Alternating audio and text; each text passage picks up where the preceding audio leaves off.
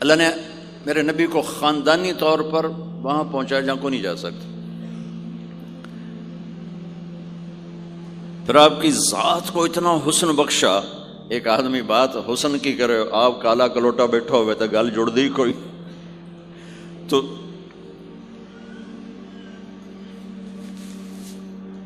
آپ تشریف لے جا رہے تھے ہجرت کر کے، تو راستے میں ایک رابغ ایک جگہ آتی ہے، وہاں بھوک لگی، پیاس لگی، وہ کھانے کا سامان تھا نہیں، تو ایک بڑھیا عورت کا خیمہ دیکھا.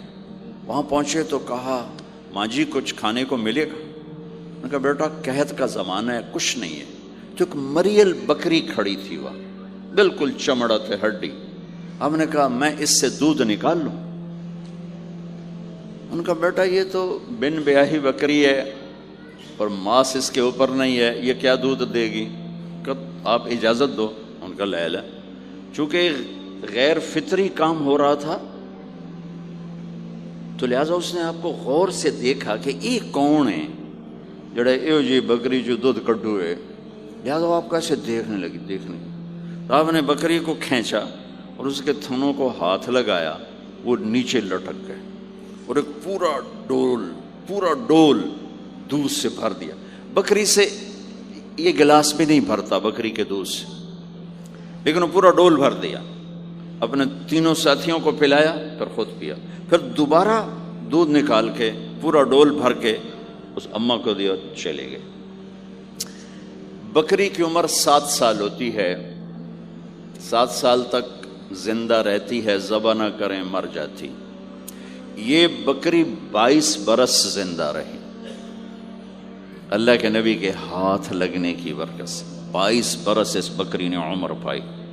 جب شام کو اس کا خامد آیا، وہ کہنے لگا اے دودھ کتھوں ہے؟ وہ کہنے لگی ایس بکری چو وزا گیا کملی ہو گئی، اتھو دودھ کتھوں آ گیا؟ وزا گیا اسے چو آیا.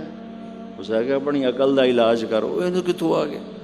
کہا نہیں، ایک کوئی جادوئی شخصیت والا نوجوان آیا تھا، اس کے ہاتھوں میں کوئی طاقت تھی، اس نے تھنوں کو ہاتھ لگایا اور چشمہ بنا دیا. اچھا کیسا تھا ذرا بتاؤ؟ سفیلی، ذرا دسے نہ کیوں جائے. اب اس نے بتایا کہ میں نے کیا دیکھا، اور وہ کمال کیا اس بڑھیا نے کہ آج تک بڑے بڑے علماء ان الفاظ کا ترجمہ کرتے ہوئے تھک رہے ہیں.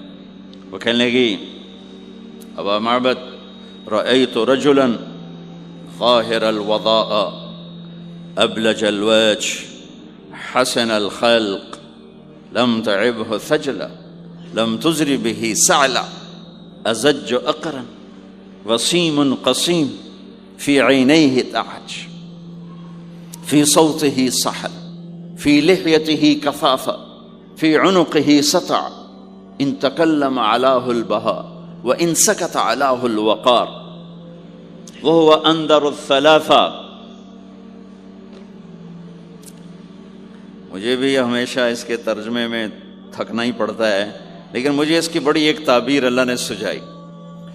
کہنے لگے میں اس کا ترجمہ یوں کرتا ہوں، کہنے لگے ابو معبد میں تمہیں کیا بتاؤں، میں نے ایسا انسان دیکھا مجھے لگا جیسے 14ویں کا چاندی کپڑے پہن کے زمین پہ آ گیا. کہ مجھے یوں لگے 14ویں کا چاندی زمین پہ کپڑے پہن کے اتر آیا. کیا حسن تھا، کیا جمال تھا، کیا خوبصورت بھویں تھیں، کیسا ماتھا چوڑا تھا، آنکھیں کیسی حسین تھیں. اتعج اشکل احور اہدب اکہل انجل ابرج. میرے نبی کی آنکھوں کے بارے میں 7 الفاظ آتے ہیں، 7 جو میں نے ابھی دہرائے، اور ان 7 کا ایک ترجمہ ہے کہ کائنات میں ایسی آنکھ اللہ نے کسی کو نہیں عطا فرمائی، ایسی خوبصورت آنکھیں اللہ نے عطا فرمائی آپ کو. آواز میں جادو تھا، آواز میں جادو تھا، آواز دل کو پکڑتی تھی. گردن لمبی خوبصورت، چہرہ 14ویں کے چاند کی طرح چمکتا تھا، اور براق الثنایا، دانت ایسے خوبصورت تھے، مسکراتے تھے تو دانتوں سے نور نکلتا دکھائی دیتا تھا، جب بولتے تھے تو نور چھا جاتا تھا. چپ ہوتے تھے وقار چھا جاتا تھا، خوبصورت سیاہ کالے بال تھے، نیم گھنگریالے بال تھے، پیٹ نہیں نکلا ہوا تھا، بال نہیں اڑے ہوئے تھے، سیدھا وجود تھا، سیدھا۔ کتنے ہمارے معاشرے کے لوگ ہیں، آپ سجے پاسے بیٹھے ہوں پیٹ کھبے پاسے گئے ہوں، پیٹ کھبے پاسے ہوں آپ سجے پاسے ہوں۔ تو اللہ نے کھانا حلال حرام بند کیا ہے، حلال کھاؤ، حلال کا بھی طریقہ سکھایا کہ ماں بنتے نہ کھاؤ، بندہ بنتے کھاؤ، اتنا نہ کھاؤ کہ چربیاں چڑھ جائیں، زیادہ کھانا انسانیت نہیں، کم کھانا انسانیت۔ بیچ میں بات آگے کہہ رہا ہوں، میرے نبی نے کہا سب سے بدترین برتن جسے انسان بھرتا ہے اس کا پیٹ ہے، سب سے بدترین برتن جسے انسان بھرتا ہے اس کا پیٹ ہے۔ اور اگر تم نے کھانا ہی ہے اور تم کہتے ہو نہیں میں نے کھانا ہی ہے، تو 3 حصے کرو، ایک غذا کے لیے، ایک پانی کے لیے اور ایک ہوا کے لیے، ایک حصہ چھوڑو، ساری زندگی بیماری نہیں آئے گی۔ لیکن یہاں تک کھانے کے بعد پھر ڈاکٹروں کی چاندی نہیں ہوگی تو اور کیا ہوگا؟ جب تک یہ بیکریاں ہیں، یہ کولڈ ڈرنکس ہیں اور یہ فاسٹ فوڈز ہیں، صحت مند کوئی نہیں ہوگا۔ بھوکے رہنے میں اللہ نے صحت رکھی، کھا کھا کے تباہی پھیر دیتے۔ میٹھا کھانے سے شوگر نہیں ہو رہی، زیادہ کھانے سے شوگر ہو رہی، دبا کے کھانے سے شوگر ہو رہی۔ اللہ میرے نبی نے کھانے کا طریقہ بھی بتایا، کھانے کی چیزیں بھی بتائیں، کھانے کا طریقہ بھی بتایا، کھانے کے آداب بھی بتائے۔ کہنے لگی 2 لفظ جو دنیا میں کسی انسان کے لیے استعمال نہیں ہوئے، میں نے آخر میں چھوڑ دے۔ کہنے لگی ابو معبد، میں جب اس کو دیکھتی تھی نا تو میرے دیکھنے کی طلب اور بڑھ جاتی تھی، پھر جب دیکھتی تھی طلب اور بڑھ جاتی تھی۔ وہ جب تک کھڑے رہے میری آنکھ نہیں بھری۔ وسیم وسیم وسیم۔ ابو معبد میں جدھر سے دیکھتی تھی حسن ان کا غلام تھا، ہاتھ جوڑ کے کھڑا تھا۔ قسیم قسیم، قسیم اسے کہتے ہیں جس کو چاروں طرف سے حسن و جمال نے گھیرا ہوا ہو، اور وسیم اسے کہتے ہیں جس کو دیکھ کے نہ دل بھرے نہ آنکھ بھرے۔ دنیا کا ہر حسن تھوڑی دیر دیکھنے کے بعد خوبصورتی ختم، کشش ختم۔ ایک ہستی کائنات میں آئی ہے میرے اور آپ کا نبی، جن کو جتنا دیکھا جاتا تھا دیکھنے کا شوق بڑھتا تھا۔ ام عائشہ بیٹھی کپڑا سی رہی تھی، سوئی گر گئی، تھوڑا سا اندھیرا نظر نہیں آ رہی، ہمارے نبی کمرے میں انٹر ہوئے تو آپ کے چہرے کے نور سے سوئی چمکنے لگی تو آپ نے سوئی کو اٹھایا ہے۔ یہ میرے نبی کا ظاہر ہے جو اللہ نے اتنا خوبصورت کر کے بنایا۔ پھر یہیں ہمیں زندگی کی خوبصورتی بھی ملی کہ زندگی خوبصورت ہو۔ زندگی خوبصورت ہوتی ہے رویوں کے ساتھ۔ پہلا رشتہ خامند اور بیوی ہے، پھر اولاد ہے، پھر آگے رشتے بنتے ہیں، ماں باپ ہیں، یہ سارے رشتے یہ اس زندگی سے بنتے ہیں جو میرے نبی ہمیں سکھا کر گئے۔ آپ بطور، چونکہ آپ نے باپ تو دیکھا نہیں، ماں کو دیکھا ہے، اور ماں کے ساتھ زیادہ عرصہ نہیں رہے، صرف 6 سال رہے ہیں، تو ماں کے ساتھ کیا ہونا چاہیے؟ ماں کے ساتھ سلوک ہوگا تو ماں دعا دے گی نا۔ باپ کی خدمت کرو گے تو باپ دعا دے گا نا۔ آنکھوں میں آنکھیں ڈال کے بات کرو گے تو زندگی، باپ کو تو نیند نہیں آئے گی، ماں کو تو نیند نہیں آئے گی۔ ماں باپ میں سلوک و اولاد لڑ کے بیٹھی ہو تو ماں باپ کو تو نیند نہیں آئے گی۔ بیوی بدتمیزی سے بات کرے تو خامند کے نیند اڑ جائے گی، خامند بدتمیزی کرے تو بیوی کی نیند اڑ جائے گی۔ تو یہ کہاں سے زندگی ملے گی؟ میرے نبی کے دروازے پر جاؤ، وہاں پتہ چلے گا کہ زندگی کیسے گزاری ہے۔ تو آپ نے اپنی اس تمنا کا اظہار کیا، کاش میری ماں زندہ ہوتی تو میں اس کی ایسی خدمت کرتا۔ میں عشاء کی نماز کے مصلی پہ کھڑا ہو کر ہاتھ باندھے سورۃ فاتحہ پڑھ رہا تھا، الحمدللہ رب العالمین۔ ادھر سے میرے گھر سے آواز آتی، محمد، میری ماں مجھے پکارتی محمد، تو میں نماز توڑ کے کہتا لبیک یا اماں، ماں جی میں حاضر ہوں، ماں جی میں حاضر ہوں۔ زندگی کو خوبصورت بنانے کا ماں باپ کے لیے طریقہ کہ اولاد ماں باپ کی آنکھوں کی ٹھنڈک بنے. یہ بچے ہمارا سب سے قیمتی سرمایہ، اور انہی پر سب سے بڑا ظلم ہوتا ہے. سب سے بڑا ظلم ہے آج کے ماں باپ کا 3 سال کے بچے کو اسکول ڈالنا. سب سے بڑا ظلم ہے. وہ روتا ہوا جاتا ہے، روتا ہوا آتا ہے، اور ماں باپ سے اس کی محبت کی تار کٹتے جاتے ہیں، کٹتے جاتے ہیں، کٹتے جاتے ہیں. 7ویں سال میں وہ بدتمیز ہوا پڑا ہوتا ہے. اب مائیں پریشان ہیں، بچے بدتمیز ہیں، بچے بدتمیز ہیں، کیونکہ ماں نے گود نہیں دی. جو ٹائم ماں نے دینا تھا وہ دے دیا اسکول کو. اور ہمارے اسکول کاروباری ادارے ہیں، علمی ادارے نہیں ہیں، کاروباری ادارے ہیں. میرے ملک کا یہ روگ ہے کہ یہاں کا وکیل بھی کاروباری ہے، یہاں کا ڈاکٹر بھی تاجر ہے، یہاں کا وکیل بھی تاجر ہے، یہاں کا جج بھی بک جاتا ہے، اور یہاں کا اسکول اور کالج بھی کاروبار ہے. 3 سال کا بچہ جب ماں باپ سے دور ہوتا ہے، روتا ہوا جاتا ہے، روتا ہوا آتا، تو وہ ماں باپ سے دور ہو جاتا ہے. اس کے اندر نفرت پیدا ہونی شروع ہو جاتی. سر اٹھا جو ہی وہ سر نکالتا ہے تو وہ ماں باپ کا نافرمان ہو جاتا ہے، بدتمیزی کرتا ہے، لڑتا ہے، جھگڑتا ہے، کیونکہ ماں اور باپ نے ٹائم نہیں دیا. اور پھر اس موبائل نے ہماری زندگی، گھر کی زندگی تباہ کر دی ہے کہ بچہ آ کر ماں سے بات کرتا ہے، ماں موبائل کو دیکھ کے بچے سے بات کر رہی ہوتی. وہ باپ سے بات کرتا ہے، وہ اپنے موبائل میں اور بچے سے بات کرتا ہے. یہ اس بچے کی عزت کو ذبح کر دینے والی بات. آنکھ سے آنکھ ملانا عزت دینا ہے. میرے نبی پاک صلی اللہ تعالی علیہ وسلم کی طرف جب کوئی آپ کو بلاتا نا، یا رسول اللہ آپ سے، تو مثلا یہ ہماری مجلس ہے، ادھر بھی لوگ ہیں، ادھر بھی لوگ ہیں. اب مجھے کوئی ادھر سے بلائے تو میری تو اتنی گردن مڑے گی، کوئی ادھر سے بلائے میری اتنی گردن مڑے گی.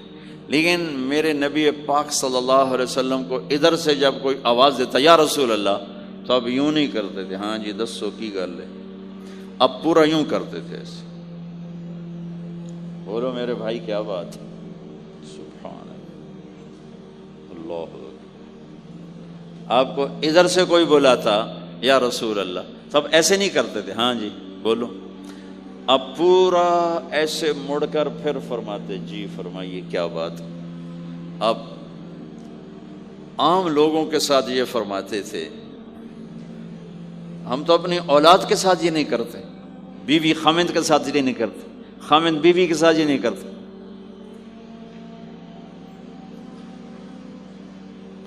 تو وہ ایک گیپ پیدا ہو جاتا ہے، ایک فاصلہ پیدا ہو جاتا ہے. تو میرے نبی نے بتایا کہ ماں باپ کے ساتھ کیا کرنا ہے. کہ میری ماں ہوتی تو میں نماز ہی توڑ دیتا اس کے لیے. حج کا سفر 70,000 کا مجمع تقریباً جمع ہو چکا ہے ابوا پہنچتے پہنچتے، اور آپ ایک دم اونٹنی کا رخ موڑو، پہاڑوں میں چلے گئے. میری زندگی سفروں میں گزری ہے، ان میں خوبصورت ترین سفر میرا وہ ہے جو میں نے حضرت اماں آمنہ کی قبر پہ حاضری تھی. پہاڑوں کے اندر آپ اندر تشریف لے گئے، مجمع بھی ساتھ ہو گیا، کدھر جا رہے ہیں، اونٹنی کو بٹھایا.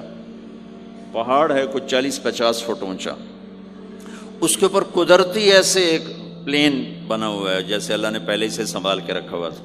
اب تو انہوں نے قبر کا نشان مٹا دیا ہے. تو ماں کی قبر کے سرہانے تشریف لے گئے اور گھٹنے اٹھائے،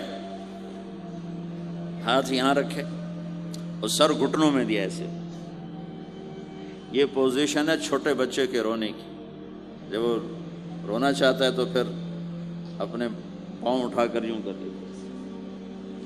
پھر اس کے بعد آپ ایک معصوم بچے کی طرح روئے، اور اتنا روئے کہ آپ کی ساری داڑھی آنسوں سے تر ہو گئی، آپ کا احرام تر ہو گیا، اور اپریل کی دھوپ تھی. اور آپ نے فرمایا میں آج رات یہیں قیام کروں گا. میں وہاں گیا ہوں، وہاں 2 آدمی نہیں ٹھہر سکتے. میرے نبی نے کہا میں یہیں ٹھہروں گا. آگے کوئی 6-7 میل دور انتظام تھا حاجیوں کے اس قافلے کے ٹھہرنے کا. کچھ لوگ چلے گئے ہوں گے، لیکن آپ نے وہ رات اپنی ماں کے سرہانے گزاری. اور میں جب وہاں پہنچا تو مجھے چونکہ سیرت پڑھی تھی تو مجھے چشم تصور میں وہ نظر آ رہا تھا. حضرت آمنہ کی عمر صرف 25 برس تھی اور ہارٹ اٹیک ہوا اچانک، بولا نہیں جا رہا. اور اللہ کے نبی ماں کو دیکھ کے گھبرا رہے ہیں کہ کیا ہوا، 6 سال کا بچہ پہلی موت دیکھ رہا ہے، وہ بھی ماں کی.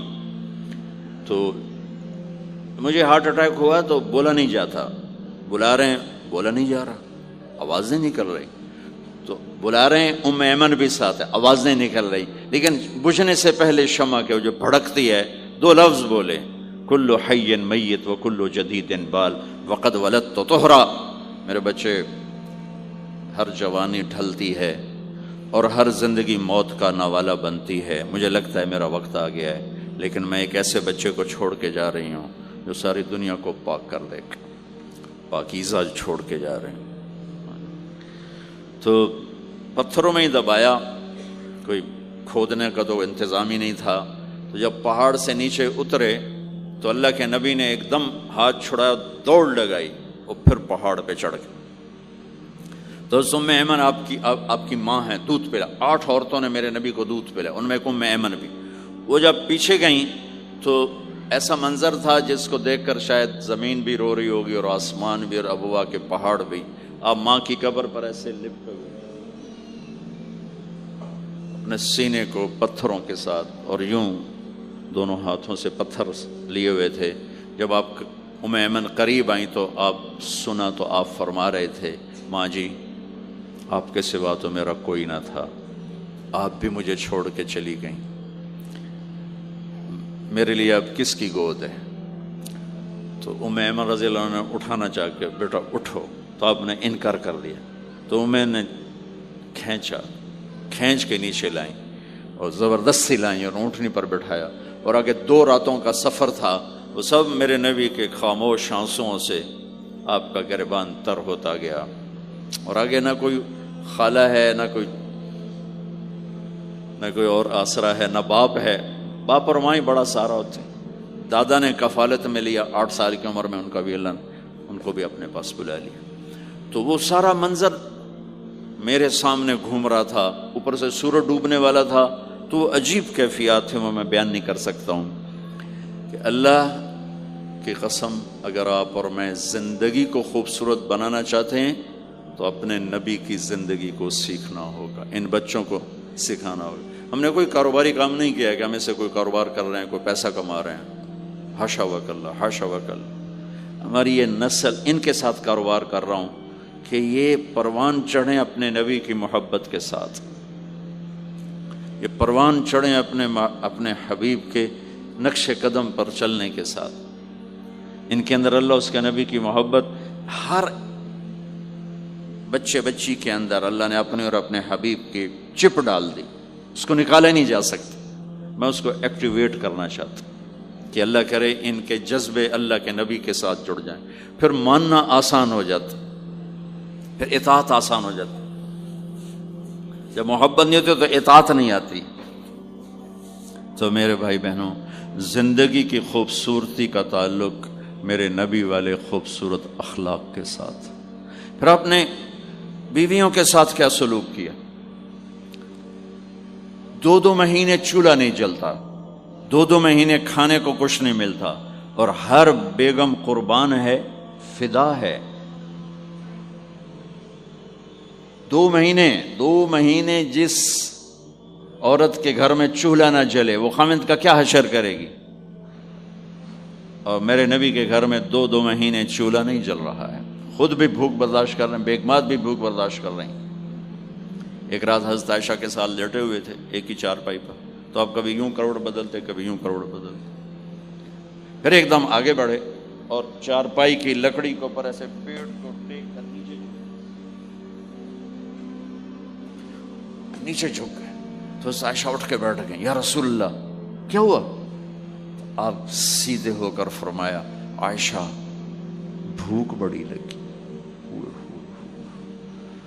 جس کے ہاتھ میں جنت کی چابی ہو، جو میرے نبی کا، میرے اللہ کا محبوب اور حبیب ہو، جس سے پردے ہٹا کر میرا رب کلام کر چکا ہو، جسے قاب قوسین او ادنا کا مقام دے چکا ہو، اور جس سے آگے مقام محمود پر بٹھانے والا ہو، اور جس کی شفاعت سے جنت کا دروازہ کھلنے والا ہو۔ عائشہ بھوک بڑی لگی تو عائشہ رونے لگی کہ یا رسول اللہ آپ اللہ سے بات کیوں نہیں کرتے ہیں؟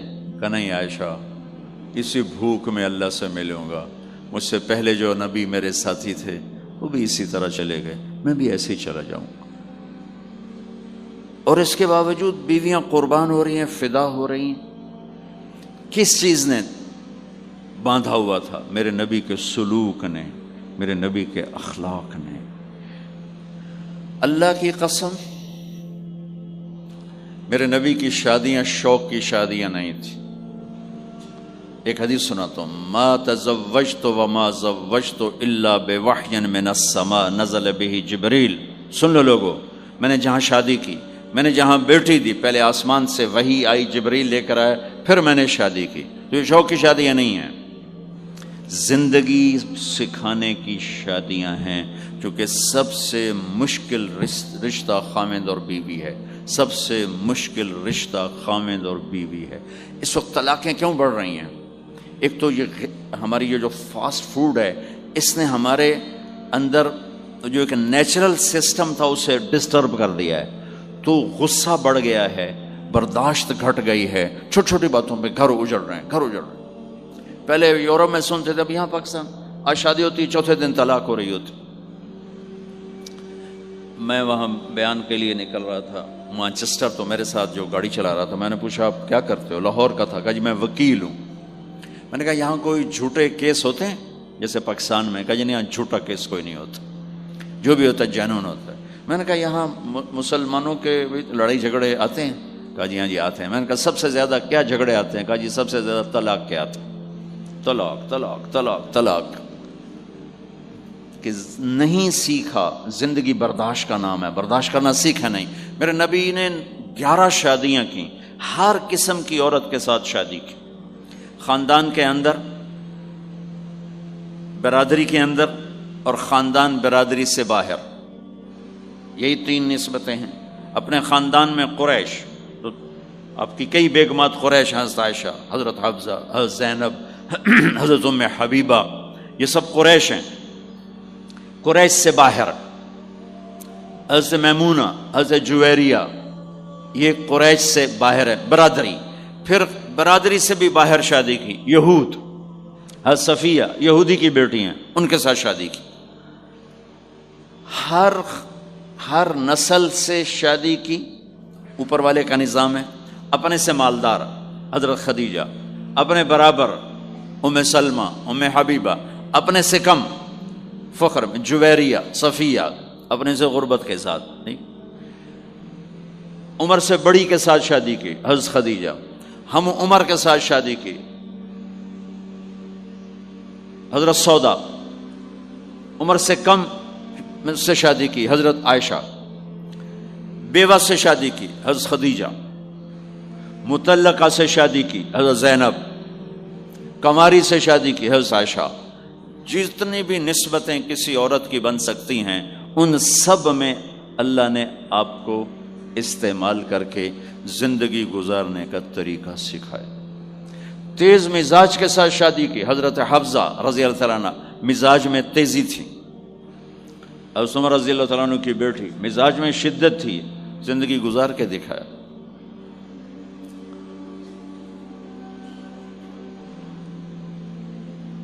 ایک آپ کو حدیث سناتا ہوں، اللہ کی قسم صرف ہمیں سکھانے کے لیے۔ جس ہستی نے اللہ کو آنکھوں سے دیکھ لیا ہو، اس کے لیے عورت کیا چیز ہے، دنیا کیا چیز ہے۔ میرے نبی کا معراج کے بعد دنیا میں واپس آنا سب سے بڑا مجاہدہ اور قربانی ہے۔ جنت میں اللہ ہمیں نصیب کر، جب اللہ کا دیدار ہوگا تو اس کے بعد اللہ کی قسم جنت والوں کو جنت بھول جائے، عورتوں کو خامد بھول جائیں گے، خامدوں کو بیویاں بھول جائیں گی، اور جنت کی ہر نعمت بھول جائے گی، صرف اللہ کو دیکھنے میں گم ہو جائیں گے۔ اور میرے نبی اپنی آنکھوں سے اللہ کو دیکھ کر آئے ہیں، ٹھیک ہو گیا۔ اب ایک حدیث سنو کہ عائشہ مجھے جب سے پتہ چلا ہے نا کہ تو جنت میں میری بیوی ہے، تو میرے لیے تو مرنا ہی آسان ہو گیا ہے۔ اللہ اکبر۔ یا عائش انہ لیہون علی ان اریتک زوجتی فی الجنہ، میرے رب کی قسم ہمیں آپ کو سمجھانے کے لیے، ہمیں آپ کو بتانے، عائشہ مجھے جب سے پتا چلا ہے نا کہ تو جنت میں میری بیوی ہے، مجھے تو مرنا اچھا لگنے لگا ہے، مجھے تو مرنا اچھا لگنے لگا ہے کہ تو جنت میں میری بیوی ہے۔ سبحان اللہ۔ ادھر اچھا جی جنت بھی یہی لبنی ہے جی، یہ جنت جا کے بھی یہ جنالی رانا ہے، یہاں یہ باتیں سننے کو ملتی۔ اور میرا نبی کہہ رہا ہے عائشہ مجھے پتہ چلا ہے کہ تو جنت میں میری بیوی ہے، تو میرے لیے تو مرنا ہی آسان ہو گیا۔ سبحان اللہ، کیا خوبصورت، اللہ کی قسم یہ دلداری تھی۔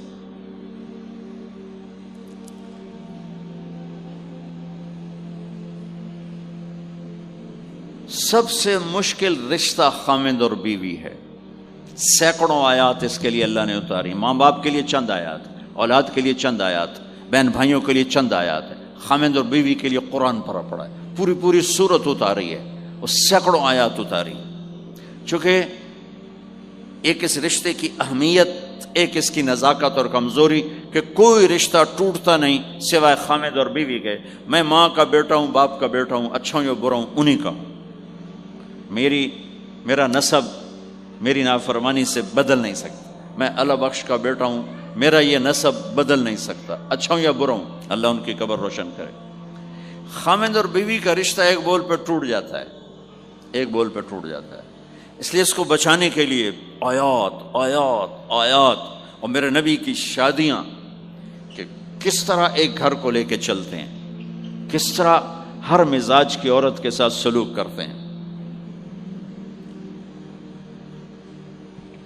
جہاد کا سفر، کاروباری سفر نہیں، میرے نبی کا، اور چلنے لگے، اعلان ہوا کوچ کرو، سب نے سواریاں کس لیں، سامان کس لیا، یوں چلنے کا حکم ہو رہا ہے، اور حضرت عائشہ رضی اللہ نے اپنا یوں دیکھا، اونٹنی پہ بیٹھ گئی تھیں، ہار کوئی نہیں، یا رسول اللہ میرا تو ہار کوئی نہیں، میرا ہار گم ہو گیا ہے، میرا ہار تلاش کریں ہم پھر چلیں گے۔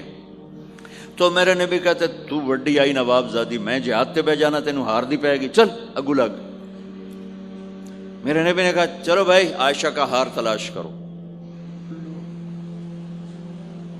اللہ کی قسم میں جب یہ واقعات پڑھتا ہوں یا سناتا ہوں میں خود حیرت میں ڈوبا ہوتا ہوں کہ کیا کر دیا میرے نبی نے، جہاد کا سفر، اور میرے نبی کا ہار تلاش کرو بھائی، اب سارے ہار تلاش کر رہے ہیں، کچھ دن چھپ گیا اور ہار کی تلاش تو بند ہو گئی اور سفر بھی بند، چونکہ اندھیرے میں کہاں جائیں گے، اور آپ کے ماتھے پہ شکن، عائشہ تیری وجہ سے ساری مصیبت ہے، اللہ دے بندی تو ہار دے مگر پہ گئی، کیڑی گل ہے ہار دی، ایک لفظ نہیں فرمایا، سارے قافلے نے قیام کیا، عشاء تک تو پانی تھا وضو کا، پانی ختم ہو گیا، عشاء مغرب عشاء پڑی اکٹھی تو پانی ختم ہو گیا، اب پانی ختم ہو گیا تو فجر کی نماز آ رہی ہے، پانی کوئی نہیں ہے، تو سارے صحابہ نے ابو بکر پہ چڑھائی کی، اے ویکھے تیری دھی دے مگر ساڑے نال کی بنی، ہن اسی نماز کی میں پڑھنی ہے، پانی تو ہے نہیں تو وضو کی میں کرنا ہے۔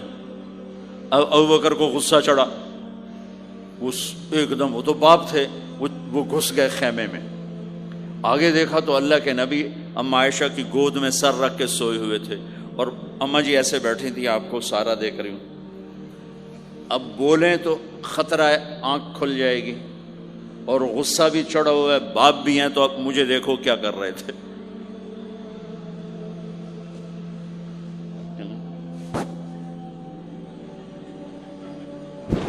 تیرے جو پھر یوں ماری زور سے انگلی بیٹی کی نا یہاں، پہلے یوں کرتے پھر ایسے ماری زور سے، وہ کہنے کہ میں ایسے سخت ہو گئی تاکہ میں ایسے نہ ہوں کہ اگر میں تھوڑا حرکت کی تو اللہ کے نبی کی آنکھ کھل جائے گی، تو ماری گیا ٹھا ٹھا ٹھا، وہ منہ سے کہہ رہے، اور وہ ایسا کر کے بیٹھی چمک، غصے میں باہر چلے۔ اب آپ کی آنکھ کھلی فجر پر، تو عائشہ نے کہا یا رسول اللہ وہ تو باہر تو بڑا مسئلہ ہو گیا ہے، پانی کوئی نہیں ہے اور نماز کا وقت ہو گیا ہے، وضو کیسے کریں؟ سبحان اللہ، اللہ نے قانون بدل دیا، دنیا میں پہلی دفعہ ہونے لگا ہے۔ 1,24,000 نبی آئے، پانی نہ علی وضو ہو سکتا ہے، اس کے علاوہ نہیں ہو سکتا۔ میرے اللہ نے قرآن اتارا فَإِن لَّمْ تَجِدُوا مَاءً فَتَيَمَّمُوا صَعِيدًا طَيِّبًا فَامْسَحُوا بِوُجُوهِكُمْ وَأَيْدِيكُمْ مِنْهُ۔ اچھا میرے بندو، پانی مک گیا ہے، چلو مٹی چاہتے منہ تے مارو تے دوئی چاہتے ہتھاں تے مارو تے تمہارا وضو ہو گیا، چلو تیمم کرو اور نماز پڑھو۔ اب وہ جو سارے ابو بکر پہ غصے ہو رہے تھے نا، عائشہ کہنے لگے واہ ابو بکر بھائی تیرے طفیل کی کم بن گیا، تیری دھی دے طفیل کی کم بن گیا۔ تو اسید بن حذیر پہلے ذرا زیادہ گرم ہوئے تھے، تو وہی ابو بکر تیرے گھر کی یہ پہلی برکت نہیں ہے، پہلے بھی بہت شمار برکتیں تیرے گھر کی طفیل امت کو ملی ہیں۔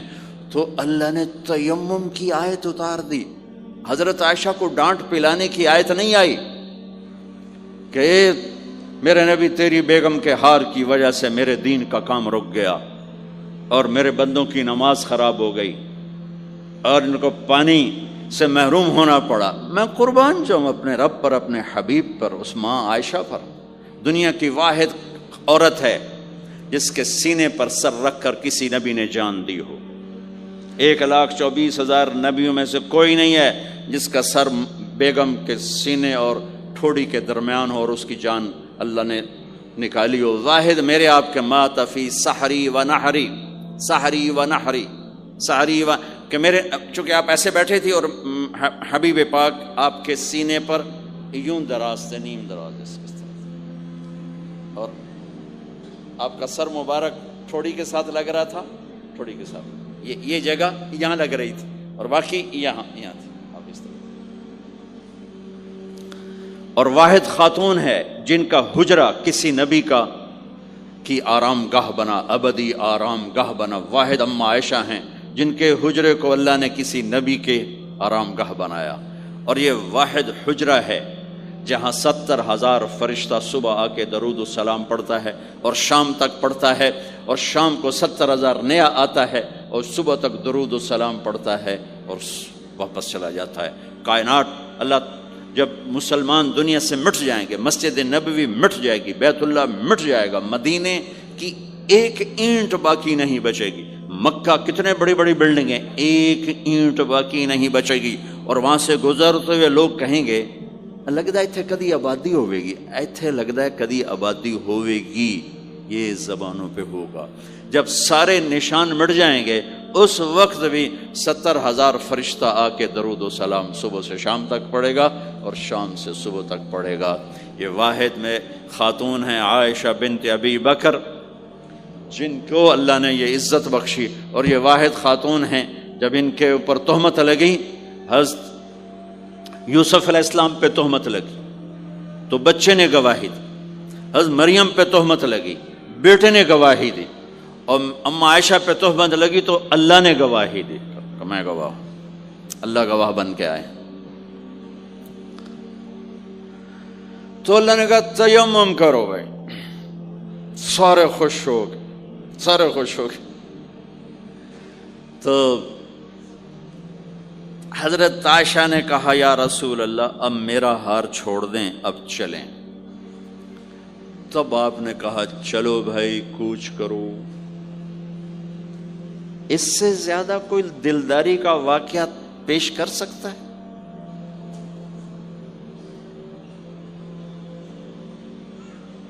سبحان اللہ۔ اور جب اونٹنی کو اٹھایا گیا وہ ہار کا دھاگا ٹوٹا اور پھسل کے اونٹنی کے نیچے چلا گیا، وہ سارے کھبے سجے ویندے رہ گئے، ہار نیچے پڑا تھا۔ جب اونٹنی کو اٹھایا تو ہار نیچے سے نکلا، تو صاحب نے کہا لے بھی عائشہ اے تیرا ہار بھی لب گیا۔ یہ دلداری ہے میرے نبی کی، یہ ہمیں سکھایا۔ کہیں عورتوں کی بدتمیزی بھی انتہا کو پہنچی ہوتی ہے اور وہ اپنے گھر اجاڑ دیتی ہیں اپنی زبان کی شدت کی وجہ سے، اپنی بد اخلاقی کی وجہ سے، لیکن کوئی زیادہ معاملہ مردوں کی طرف سے خراب ہوتا ہے تو شریعت نے بھی اس کو زیادہ بیان کیا اور میرے نبی نے بھی اس کو اجاگر کیا۔ اور میرے نبی کی آخری تقریر، آخری خطبہ حجۃ الوداع کا، صرف ایک رشتے کو بیان کیا، صرف ایک رشتے کو بیان۔ ہم کتنے رشتوں میں جکڑے ہوئے ہیں، ماں باپ، بہن بھائی، چاچا تایا، خالہ خالو، دادا دادی، نانا نانی، ساس بہو، کتنے ہم رشتوں میں جکڑے ہوئے ہیں۔ میرے نبی نے صرف ایک رشتے کا حق بیان کیا، استوصوا بالنساء خیرا، میں تمہیں تمہاری بیویوں کے بارے میں وصیت کر رہا ہوں، ان کے ساتھ اچھا سلوک کرنا۔ صرف ایک رشتے کو بیان فرمایا، چونکہ یہ بنیادی رشتہ ہے، یہاں سے خاندان بنتا ہے۔ جب یہ ٹوٹ جاتا ہے اور ہمارا جوائنٹ فیملی سسٹم ہے تو کہیں ساس توڑ رہی ہے، کہیں سسر توڑ رہا ہے، کہیں نندیں توڑ رہی ہیں، کہیں خود خامد اپنی بے وقوفی کی وجہ سے توڑ رہا ہے، کہیں بیوی اپنی حماقت کی وجہ سے اس رشتے کو توڑ رہی ہے۔ ایک عورت آئی، ایک لڑکی آئی، یا رسول اللہ میری شادی ہونے لگی، میرے خامد کا کیا حق ہے میرے اوپر؟ دونوں طرف کی میرے نبی نے زندگی سکھائی۔ میرے نبی نے فرمایا تیرے خامد کے جسم پہ پھوڑے نکل آئیں، پھوڑوں میں گندا پانی جمع ہو جائے، پیپ جمع ہو جائے، اور تو زبان سے چاٹ چاٹ کے اس کے زخموں کو دھوئے، تو بھی تو نے اپنے خامد کا حق ادا نہیں کیا ہے۔ دوسرا، لائف کو بیلنس کیا میرے نبی نے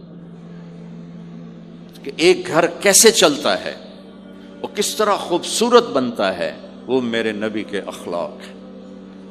آپ سب سے ایک بات کرتا ہوں، برداشت کرنا سیکھ لیں، زندگی خوبصورت ہو جائے۔ صرف سارے اخلاق کو میں جمع کروں ایک لفظ میں، برداشت، اور اس کو شریعت میں صبر۔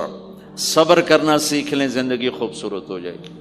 بچیاں ساس کی شکایت کر رہی ہوتی ہیں، کبھی خامند کی شکایت کر رہی ہوتی ہیں، کبھی اولاد ماں باپ کی شکایت کر رہی ہوتی ہے، کبھی اولاد ماں باپ کی شکایت کر رہے ہوتے ہیں۔ شکایتوں سے جہان بھرا پڑا ہے۔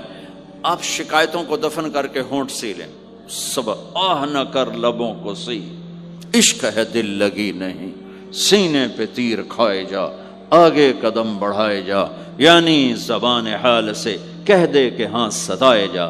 جو ستاتا ہے چپ ہو جاؤ، جو ستاتا ہے چپ ہو جاؤ۔ اللہ کی قسم آپ ایسی طاقت بنو گے کہ پہاڑ بھی راستہ دیں گے۔ صبر انسان کی سب سے بڑی طاقت، صبر انسان کی سب سے بڑی طاقت ہے، صبر انسان کی سب سے بڑی طاقت، الٹا کے رکھ دیتی ہے چیزوں کو۔ چپ رہنا سیکھ، خاموش رہنا سیکھ، درگزر کرنا سیکھ، تو آپ دیکھیں گے آپ کی زندگی میں کتنا حسن آتا ہے، کتنی زندگی میں مٹھاس پیدا ہوتی ہے۔ غصہ نکال دینا وقتی ایک راحت ہوتی ہے، اور پھر شرمندگی اور ندامت کے سوا کچھ نہیں ہوتا۔ اور پی جانا، سہ جانا، یہ آپ کو ایک عظیم و شان ہستی بنا دے گا۔ آپ کی دعائیں عرش سے جا ٹکرائیں گی۔ چپ رہنا ان بچوں کو سکھائیں، خاص طور پر اپنی بیٹیوں کو چپ رہنا سکھائیں کہ میں دکھ سے کہتا ہوں میرے دیس کا سسرالی معاشرہ ظالم ہے، ظالم ہے، ظالم ہے۔ اس میں نہ کوئی نمازی کی قید ہے، نہ بے نمازی کی، نہ دیندار کی، نہ بے دین کی، نہ کسی پردے والے گھر کی، نہ بے پرد گھر کی۔ سسرالی معاشرہ بہت ظالم ہے، بہت ظالم۔ جوائنٹ فیملی سسٹم عذاب بن چکا ہے، عذاب۔ پہلے ایک رحمت تھی یہ کہ سب کو اپنے حقوق حدود کا پتہ تھا، اب کسی کی زندگی میں دخل دینا یہ ہمارے اخلاق بن چکے ہیں، تو ہم اپنی زندگیوں کو خراب کر چکے، برباد کر چکے۔ پھر اولاد کے ساتھ کیا کرنا ہے؟ میرے نبی نے حسن حسین کے ساتھ 7 سال گزارے، حسین کے ساتھ 6 سال، حسن کے ساتھ 7 سال علیہم السلام رضی اللہ عنہما۔ 7 سال میں بچہ سمجھدار ہوتا ہے، ایک نصیحت نہیں کی، ایک نصیحت، 7 سال ایک نصیحت نہیں پائیں گے آپ۔ اتنے بڑے نبی، اتنا بڑا انسانیت کا بوجھ، اور روزانہ ٹائم نکال کے بچوں کے پاس آ کر بیٹھتے تھے، ان کے ساتھ کھیلتے تھے، کشتی کرتے تھے، اور بھائیوں کو لائن میں کھڑا کر دیتے تھے۔ تو حضرت جعفر جوانی میں شہید ہو گئے، ان کے بچوں کو، عون، عبداللہ، محمد، ان کے 3 بیٹے تھے، ان کو بھی بلا لیتے اور ایسے ان کو لائن میں کھڑا کر کے پھر ایسے بائیں پھیلا، ہاں بھائی آؤ بھائی مجھے پکڑو، کون ہے جو مجھے پہلے ہاتھ لگائے گا؟ کون ہے جو مجھے پہلے ہاتھ لگائے گا؟ وہ دوڑ لگاتے پانچوں کا پانچوں، کوئی سر پہ چڑھتا، کوئی کمر پہ چڑھتا، کوئی گود میں گرتا، اور میرے نبی بیٹھ کے مسکراتے۔ ایک مجھے بات یاد ہے، صرف ایک یاد، کہ حضرت امام حسن رضی اللہ تعالیٰ عنہ علیہ السلام، انہوں نے صدقے کی کھجور اٹھائی اور منہ میں ڈال لی، صدقے کا آیا تھا مال، تو ایک کھجور اٹھا کے منہ میں، تو ہم کہا بخ بخ بخ، تو ہم نے منہ میں نا انگلی ڈال کے کھجور نکال لی کہ بیٹا ہمارے گھر پہ صدقہ جائز نہیں ہے، اس کو پھینک دو۔ بس یہ ایک بات مجھے اپنے نبی کی زندگی میں ملتی ہے، ٹائم دیا، محبت دی۔ کمال کی بات ہے، نہیں اتنی بڑی ہستی ہو اور بچوں کے لیے گھوڑا بنے کھڑے، آؤ بھائی آؤ بھائی، دونوں ہاتھ بھی ٹیک دیے، گھٹنے بھی ٹیک دے، آؤ بھائی میری کمر پہ چڑھ جاؤ۔ ان کو کمر پہ چڑھایا اور پورے کمرے میں چکر لگا رہے ہیں، چکر لگا رہے ہیں، اور پھر ان سے کہہ رہے ہیں تمہارا اونٹ کیسا؟ اونٹ متیا سواری کو کہتے ہیں، لیکن عام طور پر متیا عربی میں اونٹ کے لیے بولا جاتا۔ تو پوچھتے بچوں تمہاری سواری کیسی ہے؟ پھر دونوں بھائیوں کو اتار دیتے اور نواسی حضرت زینب ان کو اٹھاتے اور اپنی کمر پہ بٹھا کر کمرے میں چکر لگا رہے ہیں، چکر لگا رہے ہیں، چکر لگا رہے ہیں۔ یہ مائیں روز ٹھوکی کھلوتی، ایدو تھپڑ ایدو تھپڑ ایدو تھپڑ ایدو تھپڑ۔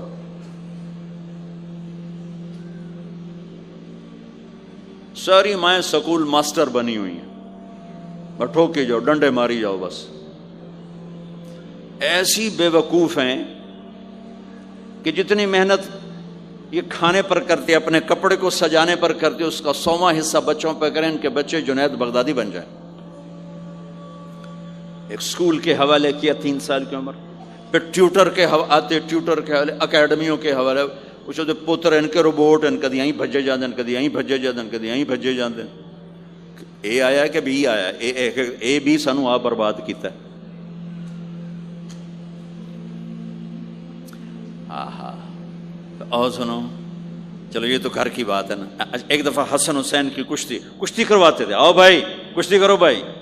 ایک دن کا واقعہ نہیں، یہ آئے دن کا واقعہ ہے، لیکن ایک واقعہ کہ حسن حسین کی کشتی ہو رہی، حسین چھوٹے تھے، حسن بڑے تھے، تو حسن دبا رہے ہوں گے حسین کو، تو آپ حضرت حسین کو شاباش شاباش حسین، ای ہے حسین، ای حسین، یعنی حسین زور لا، حسین زور لا، شاباش شاباش۔ اماں بول پڑی، فاطمہ جنت کی سردار، یا رسول اللہ آپ ساری شاباش حسین کو دیے جا رہے ہیں، حسن کو نہیں دے رہے۔ ہم نے کہا فاطمہ یہ جبریل میرے پاس کھڑا ہوا ہے، یہ بھی حسین کو شاباش دے رہا ہے، تو اس کے پیچھے میں بھی حسین کو شاباش دے رہا۔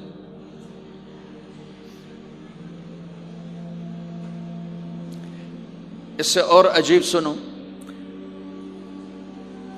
آپ فرض نماز پڑھا رہے ہیں، فرض نماز، فرض نماز، نفل نہیں، گھر میں نہیں، مسجد میں، اور آپ سجدے میں گئے اور حسن نے چھلانگ لگائی اور کمر پہ جا کے بیٹھ گئے، اور اینج بندہ کرسی تو ٹھوک کے بیٹھ جاتا۔ میرے نبی نے سجدہ لمبا کر دیا، اتنا لمبا کیا کہ وہ سجدے میں پڑے لوگ سوچنے لگے کہ کہیں اللہ کا نبی فوت تو نہیں ہو گیا۔ تو جو سامنے والی صف تھی انہوں نے یوں کر کے دیکھا، پچھڑوں کو تو نظر نہیں آنا، انہوں نے اینج کر کے دیکھا تو دیکھا تو حسن سجدے اوپر چڑھے ہوئے، تو ایک صحابی جو قریب تھے انہوں نے ایسے ہاتھ آگے بڑھایا اتارنے کے لیے، تو میرے نبی نے بغلوں سے دیکھا کہ ایک ہاتھ آگے آ رہا ہے، تو آپ نے سجدے میں یوں کیا، میرے بچے کو کچھ نہ کہو، جب تک حسن نہیں اترے آپ سجدے میں پڑے رہے۔ اور ایک اور تماشا ہوتا تھا، چونکہ اب نماز لمبی پڑھاتے تھے، لمبی ہوتی تھی نماز، تو آپ ذرا پاؤں کا فاصلہ ہے تو حسن ادھر بیٹھتے، حسین ادھر بیٹھتے، نماز میں میرے رب کی قسم سنا رہا ہوں۔ اب یہ دونوں کی آپس میں نا وہ شروع ہو جاتی، وہ ادھر وہ ادھر، پہلے حسن پار کرتے تو حسین ادھر آ جاتے، پھر حسین ادھر جاتے تو حسن یوں آ جاتے، پورے قیام میں یہ دونوں بھائی یوں یوں کرتے رہتے تھے، یوں، وہ ادھر وہ ادھر، وہ ادھر وہ ادھر، سبحان اللہ، نماز ہو رہی۔ اس سے عجیب سنو، آپ نے اپنی بیٹی حضرت زینب آپ کی بڑی بیٹی زینب، ان کی بیٹی امامہ کو ظہر یا عصر کی نماز پڑھا رہے ہیں، کہاں بٹھایا ہوا ہے؟ میں پہلے بیان کرتا ہوں یہاں بٹھایا ہوا ہے علی یدہ، لیکن میں نے اب چند دن پہلے حدیث پڑھی، یہاں نہیں بٹھایا، یہاں نہیں بٹھایا، یہاں بٹھایا ہوا تھا، یہاں کندھے پر بٹھایا ہوا تھا، یہاں علی عاتقہ، اس کو عاتق کہتے ہیں، اور نماز پڑھا رہے تھے۔ جب آپ رکوع میں جانے لگے تو یہاں سے پکڑا اور آرام سے اس کو ساتھ بٹھایا، پھر رکوع کیا، قوما کیا، سجدہ کیا، سجدے سے جب اٹھے تو پھر امامہ کو اٹھا کر کندھے پہ بٹھا کے پھر نماز شروع کر دی۔ 4 رکعتاں میرے نبی انج پڑھائیاں کہ نواسی یہاں بیٹھی ہوئی ہے، صرف زندگی سکھانے کے لیے، صرف زندگی سکھانے کے لیے۔ بچوں کو پیار اتنا دو کہ وہ آپ پہ قربان ہوں، ڈنڈا، سوٹا، تھپڑ، بدتمیزی، ڈانٹ ڈپٹ، یہ دوریاں پیدا کر دیتی۔ بہت چھوٹی عمر میں نے سگریٹ پینے شروع کر دی، کچھ 7-8 سال کی عمر میں نے سگریٹ پینے شروع کر دی۔ گاؤں میں تھے تو کوئی ماحول تو تھا نہیں، تو گھر والوں کو پتہ چل گیا، تو اب مجھے سگریٹ سے روکنے کے لیے سمجھایا جا رہا ہے۔ جی کیسے سمجھایا جا رہا ہے؟ میری ماں نے میرا منہ کھولا نہیں کر کے، تو میرے ماسی نے چمٹا نپے تے وچ انگارا ہے تو این کر ٹھوکاں تیرے منہ وچ، ٹھوکاں تیرے منہ وچ۔ یہ مجھے سگریٹ سے روکا جا رہا ہے۔ جی مجھے منظر نہیں بھولتا، میری ماں نے دونوں ہاتھوں سے میرے جبڑے یوں کھینچے اور میری ماسی نے انگارا چمٹے میں ڈال کر، پاما تیرے منہ وچ، پاما تیرے منہ وچ، پینے گا سگریٹ؟ او میں نہیں پیندا، او میں نہیں پیندا۔ ٹھیک، باہر نکل کر میں نے پہلا کام سگریٹ سلگایا، اور میرے چھوٹے بھائی نے دیکھ لیا میری مصیبت، طاہر میاں، وہ مجھ سے بھی 2 سال چھوٹا، 5 سال تھا، میں 7 سال اور 5 سال، میں کہتا میری شکایت لاوے گا، میں کہا تلی تلی دیا میں نے سگریٹ اس کے منہ میں لگایا، تو بھی پی میں بھی پینا، تاکہ میری شکایت نہ لگائے۔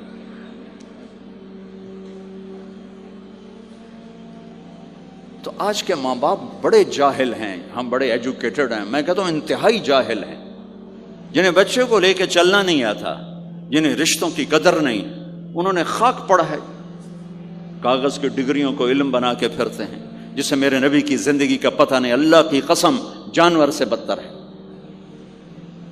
جاہل ترین ہے، جسے اپنے آقا کی زندگی کی خبر نہیں۔ حضرت حسن آپ کے پیٹ پر بیٹھے ہوئے، آپ ان کے ساتھ کھیل رہے ہیں، اچانک حسن نے پیشاب شروع کر دیا۔ مجھے یاد نہیں، میرے بچے بچیاں ماشاءاللہ، میں نے ان کو اٹھایا ہوا تھا اور مجھے پیشاب محسوس ہوا تو میں نے اسے بیٹھے رہنے دیا ہو، مجھے یاد، میں اسی وقت پیچھے یا منجی تے سٹے یا ہیٹھاں سٹے پیشاب اتنے کرتا الو جائے نے۔ ٹھیک، میرے نبی پاک صلی اللہ علیہ وسلم کے نواسے حسن آپ کے پیٹ پر بیٹھے تھے، پیٹ ننگا تھا، تو آپ ان کے ساتھ کھیل رہے تھے تو انہیں پیشاب شروع کر دیا۔ میرے نبی ایسے بے حس و حرکت ہو کہ کہیں بچے میری حرکت سے بچے کا پیشاب نہ رک جائے، تو آپ ایسے ہو گئے، تو پورا پیشاب کیا اور آپ ہلے نہیں۔ جب وہ پیشاب سے فارغ ہوئے پھر آپ اٹھے اور بچے کو الگ بٹھا کر اپنے جسم پہ پانی ڈال کے اپنے آپ کو صاف کر کے تو آگے دوبارہ ان کے ساتھ کھیلنا شروع کر دیا۔ میں آپ کو اپنی نبی کی وہ زندگی بتا رہا ہوں جس کو اپنانے سے میری زندگی بھی خوبصورت ہو جائے گی، آپ کی بھی۔ ہم فخر سے کہتے ہیں ہمارے نبی نے چاند کے 2 ٹکڑے کر دیے، معراج پہ آسمان چیر کے چلے گئے، یہ بہت بڑے معجزات ہیں، لیکن میرے نبی کا سب سے بڑا معجزہ ہے کہ ہمیں ایک خوبصورت زندگی سکھا کر گئے۔ آپ کے اخلاق، میرے نبی کے اخلاق میرے نبی کا سب سے بڑا معجزہ ہے۔ حسن کو آگے بٹھایا ہوا تھا رضی اللہ عنہ علیہم السلام، تو ان کو ایسے زبان دکھاتے حسن کو تھا، تو حسن اس کو پکڑنے کی کوشش کرتے، جب ایسے ہاتھ مارتے تو آپ زبان منہ میں کرتے، اچھا وہ ہنس پڑتے، بچہ ہنس پڑتے، تو پھر اس کے بعد آپ یوں کرتے، تو پھر حسن آگے ہاتھ مارتے، پھر آپ زبان منہ میں کر لیتے، پھر وہ کرتے ہنستے، پھر آپ چپ ہو جاتے۔ کتنی دیر آپ حسن کے ساتھ یہ کھیل کھیلتے رہے۔ آپ گلی میں گزر رہے ہیں، بچے کھیل رہے تھے، بچوں میں حسین کھیل رہے تھے، تو آپ نے کہا پکڑو بھائی حسین کو، پکڑو بھائی، تو وہ آگے بھاگے، تو آپ پیچھے جان بوجھ کے جیسے ہم کرتے ہیں وَجَعَلَ السَّبِيُّ يَلْعَبُ هَا هُنَا وَهَا هُنَا، جب وہ ادھر جاتے تو آپ آگے ہو جاتے، وہ ادھر آتے آپ ادھر ہو جاتے۔ پوری گلی یہ تماشا دیکھ رہی ہے، اور حسن حسین کبھی آگے بھاگ رہے کبھی پیچھے بھاگ رہے، اور آپ جان بوجھ کے اس کو پکڑ نہیں رہے۔ ہاں پکڑو بھائی، پکڑو بھائی، پکڑو بھائی، اور وہ بڑے ہنس رہے ہیں کہ آج میرا نانا تو میں نے نپ ہی نہیں سکتا۔ تو یہ تھوڑی دیر جب یہ کھیل چلتا رہا، پھر آپ نے ان کو کہا یہ پکڑ لیا اور اٹھایا اور ہونٹ چومے اور ماتھا چوما، کہ حسین مجھ سے ہے میں حسین سے، حسین مجھ سے ہے میں حسین سے۔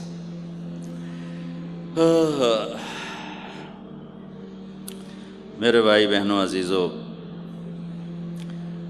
اسلام ہی تو خوبصورت زندگی سکھاتا ہے، وہی ہم نے بھلا دیا۔ کپڑے کیسے ہوں، ٹائی کیسی ہو، کوٹ کیسا ہو، گاڑی کیسی ہو، کھانا کیسا ہو، لباس کیسا ہو، سواری کیسی ہو، گھر کیسا ہو، ڈرائنگ روم کیسا ہو، میچنگ کیسے ہو، بھلا اس کو زندگی تھوڑا ہی کہتے۔